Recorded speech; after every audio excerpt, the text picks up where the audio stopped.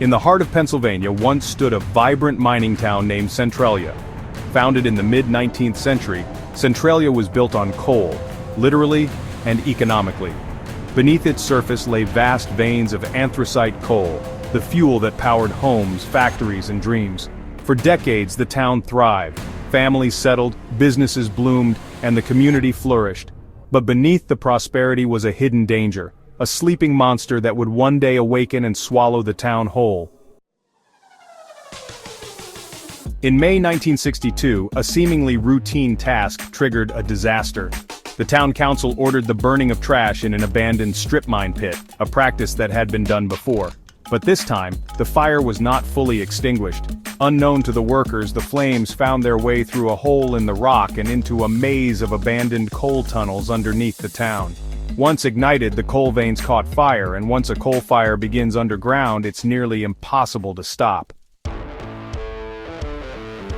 At first no one thought much of it. Smoke rose from the ground in a few places and there was a faint smell of burning. But as days turned into months and then years, it became clear that something terrible was happening.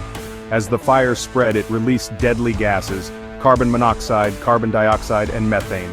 Residents began experiencing headaches and nausea. In some areas the ground grew hot to the touch. One resident reported that the basement of his home reached temperatures over 130 degrees Fahrenheit, or 54 degrees Celsius. Then came the sinkholes. In 1981, a 12-year-old boy named Todd Domboski was playing in his backyard when the earth suddenly opened beneath him. A sinkhole 4 feet wide and 150 feet deep swallowed him in an instant. He was rescued by his cousin just in time, but the terrifying incident drew national attention. Tests showed lethal levels of carbon monoxide near the hole. Centralia was no longer just dangerous, it was deadly. The federal government responded. In 1984, Congress allocated over $40 million to relocate residents. One by one, families packed up and left. Homes were demolished, streets were closed. What was once a bustling town became eerily quiet. Some refused to leave. A handful of residents fought to stay, claiming the dangers were exaggerated or that the town was their only home. Legal battles ensued, but in the end the government claimed the land through eminent domain. By 2013, only a few stubborn souls remained, and Centralia had officially ceased to exist as a functioning town.